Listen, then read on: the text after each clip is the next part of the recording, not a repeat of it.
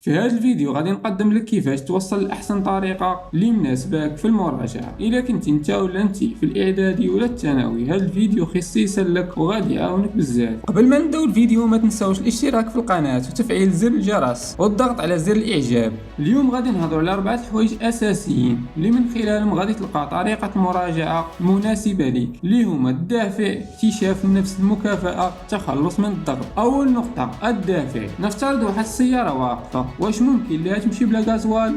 ممكن تمشي الا جبنا الديباناج جراتها ولا طلبتي شي ناس يدفعوها معاك، ولكن هذا الوضع ما غاديش يستمر لفتره طويله، ماشي هو الامر الطبيعي ولا الوضع اللي المفترض تكون عليه السياره. حتى انت كذلك في الغالب تتنوض تراجع باش دير خاطر الوالدين اللي نهار كامل تيقولوا لك حط التليفون ونوض تقرا كتوبتك، غادي تنوض تهز كتاب 10 دقائق وتعنقوا الناس، ولا تحطو جنبك وتهز التليفون تلعب، ولا دخل عليك شي حد من والديك دير راسك تتراجع. هادشي ما خدامش ليك وماشي من مصلحتك. انت دابا بحال ديك السياره اللي واقفه وخاصها الغازوال، غادي غير بالدفيع، ولكن الا درنا الغازوال في السياره غادي تمشي لراسها بلا ما تحتاج شي حد يجرها ولا يدفعها. والدافع اللي خلى السياره تحرك هو الغازوال. حتى انت خاصك تقلب على الدافع اللي يخليك تنوض وتراجع من تلقاء راسك، ما تسناش شي حد يدفعك حيت غالبا غادي تزيد شويه وتوقف. النقطه الثانيه اكتشف نفسك. بعد ما غادي تسمع هاد المعلومه ما غاديش تبقى تقول مع راسك دماغي عمر بالمعلومات، ما عنديش فين نقدر نزيد هاد الماده ولا نحط شي حاجه اخرى. بلوكيت. دماغك هو المكان اللي تتخزنوا فيه المعلومات، هو العضو اللي تنخدموه في المراجعه في حل التمارين وفي الحفظ، وهو فين تتخزن المعلومات باش تقدر تسترجعهم نهار الامتحان. هادشي كامل صحيح. بحال في نظرك يقدر يخزن في الدماغ تاعك. تقدر تصدمك هاد المعلومه، الدماغ البشري تخزن حوالي 2.5 بيتا بايت، اي ما يعادل مليون جيجا بايت. الدماغ تتكون من حوالي مليار خليه عصبيه اللي تترتبط بيناتها، وهذا الترابط فين تتخزن الذكريات والمعلومات. باش نوضحوا اكثر، نفترضوا دماغ بحال شي ديسك كبير فيه مليون جيجا بايت، وغادي تسجل عليه البرامج والافلام اللي تتعرض في التلفازه 24 ساعه ل 24 ساعه. الدماغ قادر يسجل 3 مليون ساعه تاع البث المتواصل اللي هي 300 سنه، واللي تعتبر سعه كبيره جدا. من بعد ما سمعتي هذه المعلومه واش باقي غادي تقول راسي عامر ما عنديش فين نزيد نحفظ؟ اكيد لا. الدماغ تاع الانسان بحال شي طفل صغير كسول ونيه، كسول حيت ما تيبغيش يخدم ويتعب راسو، تيبغي ديما يبقى مرتاح. اكيد تتلاحظوا ملي تتبغي تراجع تيطيح عليك افكار، تنوض تاكل ولا تشرب كاس تاي، ولا تطلع على التليفون تشوف واش جاك شي ميساج، ولا تدخل تشوف واش تلاحظ الحلقه جديده من مسلسلك المفضل. تتبقى على هذا الحال حتى يدوز النهار من هذه لهذه، وتتلقى راسك جالس شحال من ساعه قدام كتوبه ما راجعتي والو. علاش في نظرك؟ حيت دماغك ما باغيش يخدم. وعلاش قلنا نيه؟ حيت تصدق اي حاجه تقالت ليه.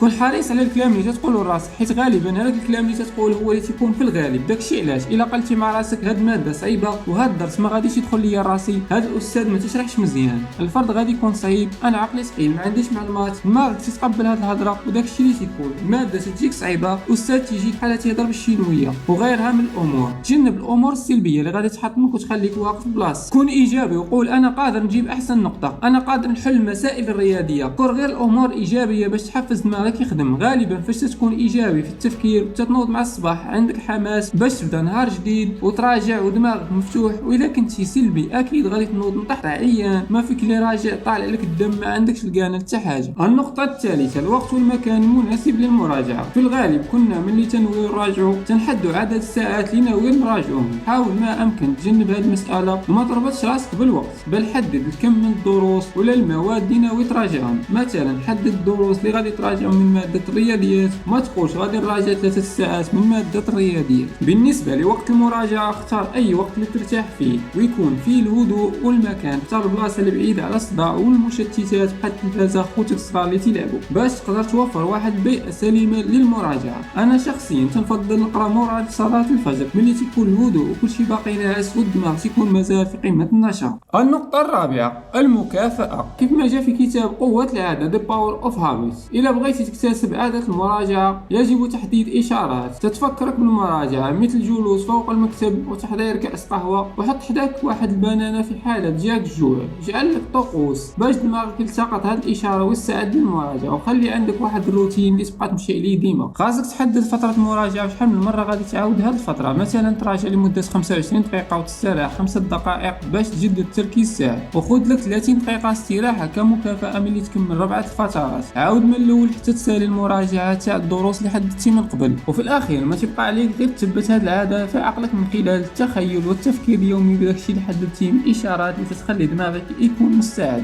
حاول تكافئ راسك على كل إنجاز قمتي به، مثلا الذهاب إلى مكان جميل، تناول شي حاجة اللي تتعجبك، أو مشاهدة فيلم وغيرها من المكافآت. ومن خلال هذا الروتين اللي تبقى تعاود، هذه العادة غادا تثبت في عقلك، وهذه الخطوة تستغرق من 10 حتى 14 يوم باش تكتسب عادة المراجعة وترسخ في عقلك. النقطة الخامسة، التخلص من الضغط. إلا حطينا مقراج عامر ما فوق البوطة وخليناه يغلي لمدة طويلة، الغطاء تاع المقراج غادي يولي تهز وتحط علاش في نظرك، حيت المقراج عليه ضغط وما مستقرش. هذا الشيء تنطبق عليك حتى انت. لو بقيتي عاطيها غير القرايه بلا ما يكون عندك واحد المتنفس، غادي يكون عليك ضغط كبير وما غاديش تستمر لفتره طويله. خاصك تخرج هذا الضغط. داكشي علاش تلقاوه في غطاء المقراج ثقب صغير اللي تتسرب منه الضغط الزائد. وانت كذلك خاص يكون عندك واحد المتنفس في اليوم تاعك تخفف عليك ضغط الدراسه، كممارسه الرياضه او اللعب على آلة موسيقيه او لا اي حاجه تتفوج عليك. وفي الاخير حاول تاخذ لك نهار عطله من فتره لفتره على حساب الظروف اللي تتمر منها باش تبدل الروتين اليومي. شكرا للمتابعة وإلى اللقاء.